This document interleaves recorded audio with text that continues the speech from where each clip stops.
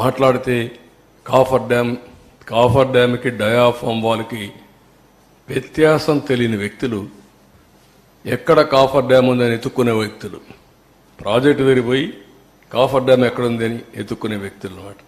అన్ని ప్రాజెక్టులు కాఫర్ డ్యాములు ఉన్నాయి అని మాట్లాడే వ్యక్తులు ఇది కట్టలేదు అది కట్టలేదు అంటారు. సిడబ్ల్యూసి, గవర్నమెంట్ ఆఫ్ ఆంధ్రప్రదేశ్ అందరూ కూర్చొని ఈ ప్రాజెక్ట్ని పూర్తి చేయాలంటే, తొందరగా పూర్తి కావాలంటే ఈ పనులన్నీ కావాలి అని ఒక పద్ధతి ప్రకారం అట్ వన్ స్టేజ్ చాలా చర్చలు జరిగాయి. అసలు కాఫర్ డ్యామ్ అవసరమా లేదా, కాఫర్ డ్యామ్ లేకుండా ప్రాజెక్టు కట్టగలుగుతామా అని కూడా చర్చలు జరిగాయి. కాదు, సేఫ్టీ ఉంది, ప్రాబ్లమ్స్ ఉన్నాయి, కాఫర్ డ్యామ్ కూడా పర్మనెంట్ కాదు. కాఫర్ డ్యామ్ 2 ఏళ్ళలో 3 ఏళ్ళలో ఉంటుంది. వాటర్ డైవర్షన్కే కాఫర్ డ్యామ్. ఆ డైవర్షన్ 2 ఏళ్ళలో అది కూడా వీక్ అవుతుంది. తర్వాత అది కూడా దాని లైఫ్ కూడా ఒక 4-5 ఎన్నేళ్ళు అండి, ఇది 3 years 4 years 3 to 4 years అంతే. కాఫర్ డ్యామ్లో 3 to 4 years. అంత లోపల డయాఫామ్ వాళ్ళు వేసుకుని దానిపైన ఈసీఆర్ఎఫ్ కట్టి మొత్తం పూర్తి చేస్తే స్టెబిలైజ్ అయిపోతుంది ప్రాజెక్ట్. ఇది బాధాకరమైన సంఘటన. అందుకే ఫస్ట్ పేపర్ అతి సున్నితమైన ప్రాజెక్ట్, రాష్ట్రానికి జీవనాడి. ప్రజలకి ఈ ప్రాజెక్టు పూర్తయింటే చాలా సౌత్ ఇండియాలో నీటి సమస్య అనేది లేకుండా చేయడమే కాకుండా వేరే రాష్ట్రానికి మనం నీళ్ళు ఇచ్చే పరిస్థితి వచ్చేది. అటు తమిళనాడుకు తాగునీరు కానీ, ఒకవేళ తెలంగాణకు నీళ్ళు ఇచ్చే పరిస్థితి వచ్చేది. నేరుగా నాగార్ సరస్సు తీసుకుపోగలిగితాయి. లెఫ్ట్ మెయిన్ కెనాల్ ద్వారా గ్రావిటీతో తెలంగాణకు నీళ్లు వస్తాయి. ఒకప్పుడు తెలంగాణలో నేను ముఖ్యమంత్రిగా ఉన్నప్పుడు మీరు చూస్తే లెఫ్ట్ మెయిన్ కెనాల్ నల్గొండకు వచ్చి, ఖమ్మానికి వచ్చి, ఇక్కడ తిరువూరుకు వచ్చి, అక్కడి నుంచి నూజివీడుకు వచ్చి ఈ చింతలపూడి వరకు ఈ ఏరియా అంతా వచ్చేది, నూజివీడు వరకు వచ్చేది. నేను ఒకేసారి డిఎస్పీలని, ఆర్డీఓల్ని మొత్తం ఎస్కార్టింగ్ పెట్టి వాటర్ పుష్ చేశాను. ఒక్కసారి నీళ్లు తీసుకురాగలిగాను. దానికి కౌంటర్గానే ఈరోజు చింతలపూడి ప్రాజెక్టు పెట్టాం. లెఫ్ట్ మెయిన్ కెనాల్కి వచ్చే ఆయకట్టు అంతా కూడా చింతలపూడి లిఫ్ట్ ఇరిగేషన్ ద్వారా ఇవ్వాలని.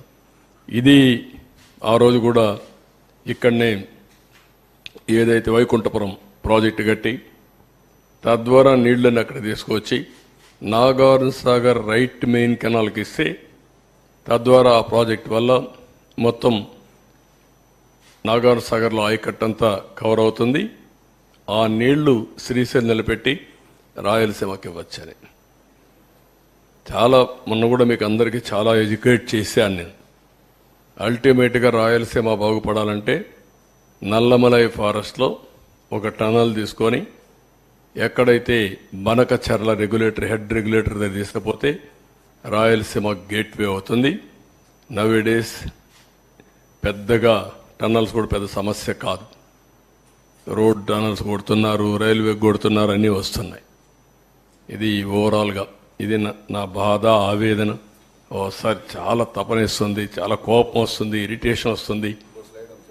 అయినా కూడా ఇది సరే, వీళ్ళ ప్రకటనలు అది వినాల్సిన పిల్లలు కూడా మీరు చాలాసార్లు విన్నారు, ఏంటి ఏనండి సరిపోతుంది. ప్రాజెక్టు పనులు మొదలైపోయాయి. ప్రాజెక్టు 2021 జూన్ నాటికి కంప్లీట్ చేస్తాము, నీళ్ళు ఇస్తామని కూడా ఖచ్చితంగా చెప్తాము. ప్రాజెక్టు మంచి స్పీడ్లో జరుగుతూ ఉంది. ప్రాజెక్టు బాగా కూడా పనిచేస్తూ ఉంది. బాగా కూడా వర్కులు కూడా జరుగుతూ ఉన్నాయి. అధ్యక్ష, ఈ ప్రాజెక్టు 1 minute మీరు అక్కడ మాట్లాడినప్పుడు చూశారు. 2021లో మాట్లాడుతున్నాడు. 2021 అసెంబ్లీలో ప్రాజెక్టు స్పీడ్గా జరుగుతుందంటాడు. అప్పుడు మునిగిపోయింది. వీళ్ళని ఏం చేయాలంటే వీళ్ళు ముఖ్యమంత్రులుగా పెట్టుకోవడం అనేది మన దౌర్భాగ్యమే కదా. ఇదే అతను మాట్లాడే మాటలు. నెక్స్ట్ ఖరీఫ్ 2022 నాటికి నీళ్ళు ఇచ్చే పరిస్థితి తీసుకొని వస్తానని కూడా ఖచ్చితంగా కూడా చెప్తా ఉన్నాను. ఆ అవరోధాలన్నీ కూడా అధిగమించి ఈ ప్రాజెక్టును 2023 ఖరీఫ్కు కల్లా ఈ ప్రాజెక్టు పూర్తి చేస్తామని చెప్పి చెప్తా ఉన్నాను. సో సో ఇవన్నీ కూడా అధిగమించి ఇప్పుడు దేవుని దయ వల్ల కొంచెం గాడిలో పడింది. 2025 ఖరీఫ్ కల్లా ఖచ్చితంగా గోదావరి పోలవరం ప్రాజెక్టు పూర్తి చేసి నీళ్లు కూడా పెట్టే పరిస్థితి వస్తుంది. జూలై ఆగస్టులో ఆ వరద 2025 జూలై ఆగస్టులో 41.15 మీటర్లలో నీళ్లు పెట్టే పరిస్థితి కూడా ఏది ఈ పోలవరం ప్రాజెక్ట్ అనేది వెరీ వెరీ కాంప్లికేటెడ్, అంత తేలిగ్గా అర్థం కాదు. ఏంటి అంత అర్థం కాదని గట్టిగా చెబుతున్నారంటే నాకు అర్థం కాలేదు కాబట్టి నేను అనేక సార్లు విజిట్ చేసి స్టడీ చేసి అనేక మంది అడ్వైజర్తో మాట్లాడిన తర్వాత నేను నిర్ణయం తీసుకున్నా, ఇది ఇప్పుడు పూర్తయ్యేది కాదు అని చెప్పిన మొదటి వ్యక్తిని నేను. విన్నారు కదా ఎంత హాస్యం అయిపోయిందో. ఓకే, ఒక సెకండ్, వన్ మైక్. 1770 కోట్లు మాత్రమే పన్ను మిగిలాయి. వీళ్ళు రివర్స్ టెండర్లో పిలిచినప్పుడు 1548.13 కోట్లకి మేఘాకి ఇచ్చారు. సో వాళ్ళ పనులు అప్పుడు వీళ్ళు దాదాపు 600 కోట్లు మిగిల్చామని డప్పాలు కట్టారు. ఇప్పుడు ఈ కొట్టుకుపోవడం వల్ల 20,000 కోట్ల నష్టం ఏర్పడింది. దీనికి బాధ్యత ఎవరు వహిస్తారు? మీరే ఫిక్స్ చేయాలి. అంటే నేను అడిగేది సీరియస్గా అడుగుతున్నా, ఎందుకంటే ఎవరు పాపం చేశారో వాళ్ళు అదే దాన్ని ఏ విధంగా ఫిక్స్ చేయాలి ప్రజలందరూ ఆలోచించాలి. అక్కడ చర్యలుంటే యాక్షన్ కూడా తీసుకోవడం చాలా అవసరం. అదర్వైజ్ ఒక వ్యక్తి రాష్ట్రానికి ఇంత నష్టం చేయడం చాలా దుర్మార్గం.